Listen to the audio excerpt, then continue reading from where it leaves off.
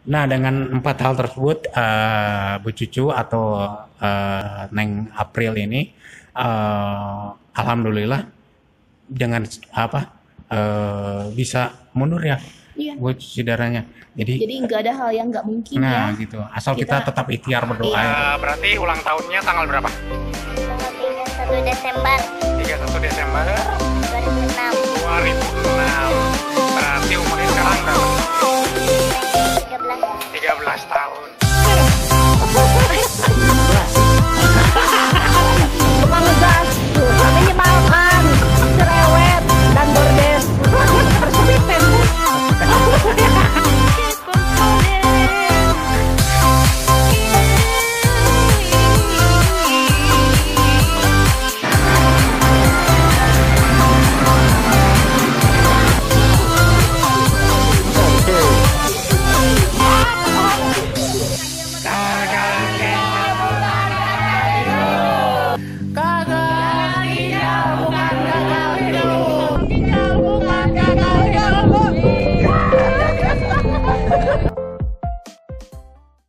Assalamualaikum warahmatullahi wabarakatuh. Saya sekarang sudah berada dengan pendamping pasien bernama Bu Cucu, Cucu Cahyati. Oh bukan dia, Bu Cucu.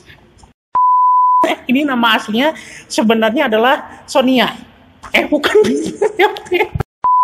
Nah, karena saya udah sering wawancara sama Kidney Warrior yang sudah berapa tahun, ada yang capek juga, banyak berbagi pengalaman ini dan itu. Nah, sekarang saya berkesempatan untuk mewawancarai pendamping. Nah, sebelumnya memang ada pendamping yang sudah mendampingi Kidney Warrior, Bu Isye. Kalau Bu Isye di Tangerang, itu Bu Isye udah puluhan tahun mendampingi suaminya, mau diwawancara tapi jauh. Karena jauh terus corona, jadi saya tidak bisa pergi. Selain itu tidak punya modal. Nah, jadinya saya sekarang mau wawancari pendamping yang kebetulan hari ini sedang mendampingi suaminya ya Bu ya? Ya, mendampingi suaminya. Suaranya kecil. Kenapa? Karena dia baru makan bangkong. Ibu April ini kita langsung tanya-tanya aja sama Bu April. Bu April, nama lengkapnya siapa? Neng April. Di bejaan Betari gitu. Neng April. Panggilannya. Di artinya nengnya itu dimasukin, bukan panggilan Sunda ke cewek, tapi memang Neng April ya. Siap. Ya. Jadi Bu Neng April ini, Bu Neng, jadinya juga iya, munding, anak munding. Eneng gitu mah tukang.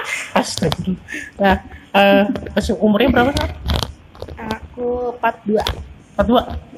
Mau jalan 42. Oh, jangan berdoa. Nah, Bu April ini udah mendampingi suaminya Pak Cucu ya. Iya. Nah, Pak Cucu ini lagi ada ya Bu? Lagi hadir sekarang. Bentar lagi lah beres. Berarti dua tahun mendampingi dari tahun November tahun 2019. 2019. Iya. Oh, berarti udah masuk sekarang jadi setahun dong. 2018 ya, maaf. Oh, 2018. Nah, jadi 2018. Jadi pas November sekarang tuh pas genap 2 tahun. Iya. Nah, ini alasan saya kenapa wawancara Bu April, karena nyari sudut pandang bukan dari pasien aja tapi dari pendamping juga gitu. Nah, Bu April ngedampingi Bapak selama 2 tahun itu, bisa diceritain Bu awalnya tuh gimana sih Bu Bapak? Terus itu yang Ibu rasain sebagai pendamping, itu yang Ibu pikirin pertama kali nih, Bapak ginjal gitu terus harus cuci darah atau apa? Iya kan awal-awal gini, dia kan cegukan 3 hari berturut-turut nggak ini ya, nggak sembuh gitu. Awalnya kayak gitu. Terus dibawalah. Bener Bapak kerja? Bapak kerja di kantor IT. Oh IT ya. Iya. Terus. Iya. Nah dia kan punya hipertensi. Awalnya dari situ hipertensi. Terus dibawalah ke rumah sakit waktu pas cegukan 3 hari berturut-turut itu gak sembuh, dibawa ke Hasan Sadikin. Nah dari situ baru divonis GGK Awal stadium pertama 5. di rumah sakit dekat Sumedang dulu. Enggak, kita pakai ambulan langsung ke sana ke Bandung langsung. Oh, Dia kan di dari Sumedang. pertama nggak sembuh-sembuh langsung dibawa ke RSIS. Pertama iya bawa ke puskesmas terdekat Oh, puskesmas dulu. terdekat dulu. Baru dari situ Baru bawa RSIS. ke Oh, RSIS iya, iya. Nah, kayak terus? gitu. Nah, di sana baru diponis GGK stadium 5 yang harus udah cuci darah seminggu 2 kali. Stok lah kita ya. Ya, semua juga pasti ngalamin ya. Nah, Iya. tapi yang pingin paling diceritain apa buat itu pengalaman? Nah, kayak gini. Selama kita 6 bulan itu kan harusnya udah cuci darah. Oh, Nah, jadi kita cari tiap rumah sakit penuh.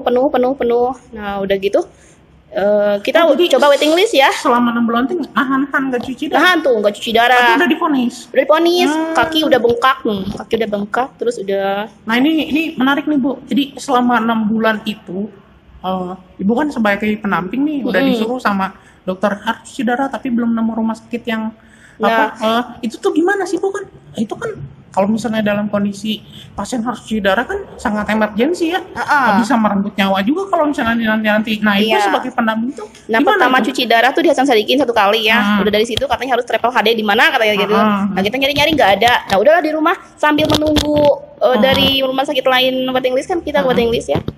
Kita coba waiting list nunggu tapi nggak ada. Nah, kita pakai herbal nih, Kang. Oh, gitu. Adalah salah satu minuman itu ya, yang ion itu ya. Selama 6 bulan teh nungguin. Iya, terus berbagai cara lah gitu, herbal kayak gitu. Tapi bukannya malah bagus, malahan makin jadi geruk. kaki bengkak, terus sesek sampai bobo nggak bisa bobo terentang gitu ya. Jadi bobo selama 1 bulan 2 bulan itu nunduk gitu di kursi, bobo itu gitu, nggak sebulan, bisa 2 bobo. bulan. Sesak. Nah, sampai masuk ICU 3 kali ya. Oh, karena nyari rumah sakit nggak ketemu-temu itu. Iya, terus? pas terakhir di salah satu rumah sakit di daerah itu ya, Hermina itu, Hermina. Nah, di situ masuk ICU di situ, cucilah di situ.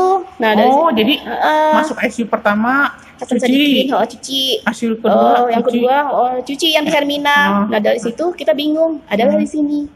Alhamdulillah dapat langsung di sini ya, Bu ya. Iya. Itu jadi kalau misalnya yang bisa dibagiin tuh selama 6 bulan bertahan itu kan itu Bapak sampai 3 bulan tidur duduk terus tuh.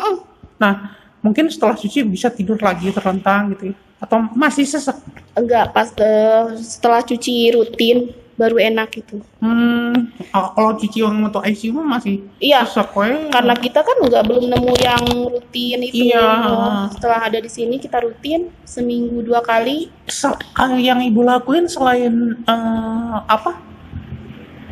herbal atau alternatif yang lain tuh itu gimana, Bu? Ngejaga makannya Bapak, minumnya Bapak, apa gimana? Kan serba bingung, belum dicuci, kasih minum, bisa sesek. Tapi kalau nggak dikasih awal minum, kita nggak tahu ya, nggak tahu. tahu kan karena itu.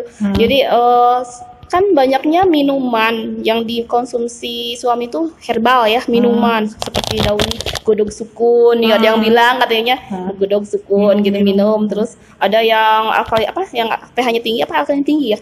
Nah, itu ya minuman itu. Itu kan berair semua nih, Kang. Dikasih minum sama itu. Dia yang pengen gitu. Aku udah bilang jangan, tapi ternyata dia pengen, ya udah kita udah biar ngikutin aja.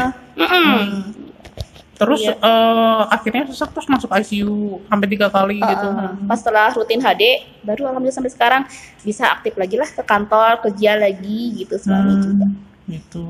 Nah, jadi 6 bulan itu belum HD berarti November divonis, selama 6 bulan itu sampai ke 2019 tuh belum ada ya dulu ya, Bu ya, bertahan. Jadi gini, image-nya teh kalau udah cuci darah HD tetap aja akhirnya di-rip katanya teh kayak gitu. Jadi ketergantungan. Di-rip apa? Oh, ketergantungan. Ketergantungan tetap aja akhirnya di-rip katanya gitu ya. Akhirnya meninggal juga gitu ya. Oh, di-rip. Rest in peace. Oh, ya. Jadi jangan ketergantungan katanya seperti itu. Tapi kata dokter malah sebaliknya kalau kita nggak cuci rutin malah mempercepat katanya ya. Iya. Gitu. Nah, jadi buat teman-teman di luar sana kita Warrior Group semua yang mungkin ada beberapa pendamping atau malah si penderitanya sendiri ya, Bu, yang masih berpikir, aduh ini cuci darah malah memperburuk gitu ya. Sebenarnya semua terapi itu baik cuci darah, CAPD bahkan cangkok ada lebih kurangnya ya Bu ya. Iya. Jadi kalau misalnya cuci darah ya mungkin kurangnya apa, lebihnya apa, CPD juga apa. Jadi segala tindakan medis itu pasti sudah diperhitungkan sama dokter dan sudah dilihat si kondisi pasiennya harus gimana gitu ya. Iya. Sekarang udah mulai rutin aja ya Bu? Iya, alhamdulillah udah rutin, udah Seminggu 2 kali awalnya. awal seminggu 2 kali. Hmm. Cuma pas udah kesininya alhamdulillah ternyata divonis lagi oke, Bapak udah bisa cuci 1 kali katanya dalam gitu. 1 minggu. Jadi setiap Sabtu ya sekarang. Awalnya Rabu Sabtu. Gitu. Jadi awalnya Rabu Sabtu terus sekarang tinggal Sabtu doang. Gitu. Nah, Jadi nggak ada yang nggak mungkin lah. Kita doa terus lah, ikhtiar. Iya. Nah, itu Ibu kan jadi seminggu sekali nih. Nah, Ibu ikhtiarnya dalam bentuk apa Bu? Bisa cerita? Doa mungkin ya Iya. salah satunya. Terus support dari orang terdekat tuh penting, Kang. Terus Ngejaga stres meter pasien ya Teh? iya. Ya, Bu ya? Terus mindset kita dirubah tuh. Jadi suami suka bilang kayak gini, aku sehat tuh gitu. Saya kan sehat, nggak sakit gitu. Jadi Itu tuh ngaruh banget kalau misalnya orang sekitar sering ngomong gitu juga ya Bu ya? Iya. Misalnya sehat, tenang, sehat Iya. kayak gitu. Jadinya kita mindsetnya yang dirubah aja. Kalau misalnya kita stres dalam hal apapun yang bikin kita stres, itu kesehatan ngaruh banget itu ya. Banget ke HB juga tuh kan. HB turunnya. Kalau ayah tuh alhamdulillah jarang transfusi ya. Pernah sih berapa kali ya, ada 2 kali waktu awal-awal tuh. Awal-awal. Cuma kesininya alhamdulillah lah. Jadi yang penting mau makan, itu nomor 1 mau makan ya. Oh iya, benar. Kayak gitu.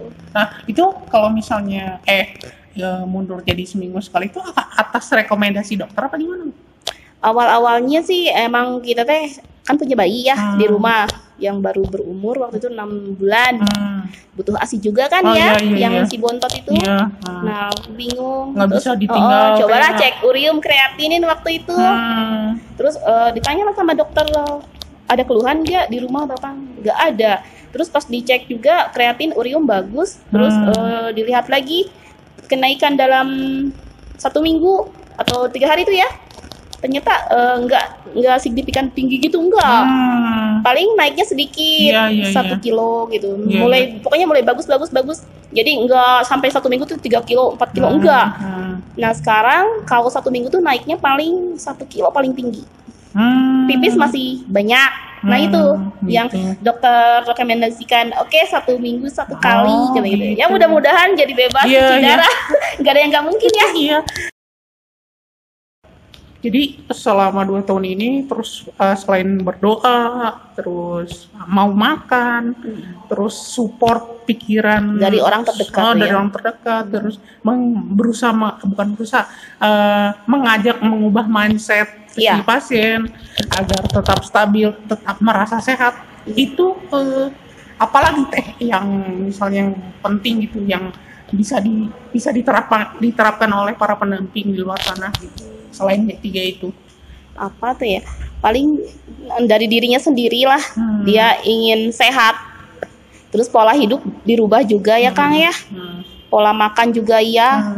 Jadi kita tuh udah merubah dari pola hidup, pola makan yang tadinya kan jadi warning ya di keluarga juga. Jadi ini yang saya tangkap dengan adanya menjadi pendamping, si pendamping ini jadi ikut hidup pola hidup sehat ya. Nah, itu. Jadi nggak hanya pasien, jadi pendamping juga. Jadi kalau misalkan anak-anak nih ada yang hari ini kurang minum atau apa ya, ayo minum nah kayak gitu. Jadi jangan sampai cukup. Jadi jangan sampai kalau misalnya jadi pendampingnya amburadul si pasiennya. Dia bisa udah selesai deh, ayo kita ngebaso. Ngebaso masih Kang. Masih. Ini aja. Jadi kalau misalnya saya bisa simpulin, yang pertama berdoa. Nah, yang kedua itu menjaga mindset ya Teh. Iya. Nah, mindset dirubah. Yang ketiga itu orang sekitar itu sangat berpengaruh menjaga stress meter si pasien. Nah, yang keempat yang paling penting tidak hanya si pasien saja yang menjaga pola hidup sehat, tapi pendamping juga ya Teh. Jadi dengan begitu si pasien juga ikut terpacu untuk menjaga pola hidup sehat tersebut gitu ya Teh. Nah, segitu aja wawancara sama Bu Cucu atau Neng April. Bu Cucu ini kenapa dipanggil Bu Cucu? Karena suaminya namanya Pak Cucu gitu. Nah, tadi udah berbagi cerita tentang bagaimana divonis terus akhirnya mundur. Tips dan triknya juga sudah dibagikan tadi 4 hal tersebut. Kalau misalnya diulang, yang pertama apa Teh? Lupa nggak? Doa itu. Nah, doa. Nah, yang kedua merubah mindset. Nah, yang ketiga menjaga stress meter. Menjaga stress meter, orang sekitar harus banyak support ya. Support dari orang terdekat itu nomor 1 ya. Nah, nomor 4 itu selain pasien ya pendamping juga harus menerapkan pola hidup sehat ya. Iya. Nah, dengan 4 hal tersebut, Bu Cucu atau Neng April ini, alhamdulillah dengan bisa mundur ya, buat cuci darahnya. Jadi nggak ada hal yang nggak mungkin ya. Gitu. Asal kita tetap ikhtiar berdoa ya. Tahajud yang kencang. Nah, gitu. Nah, ini terakhir Teh, pesan buat para pendamping. Intinya ya gitu ya. Kita harus lebih sabar ngadepin pasien tuh, jadi emang ujiannya berat ya. Pasien itu kadang-kadang kadang ngedrop, jadi kadang down maksudnya. Kadang down, kalau dia lagi optimis semangat, tapi kadang-kadang ada masa downnya juga ya. Nah disitulah kita harus semangatin. Kalau dia drop down, kita jangan ikut ngedrop, jangan ikut down banget gitu ya. Maksudnya semangat tetap. Terima kasih udah nonton video ini sampai akhir. Terus jangan lupa tinggalkan komentar bila ada pertanyaan buat Teh April, Bu Cucu DSB. Sampai ketemu di video selanjutnya. Kalinya bukan hal itu, dadah.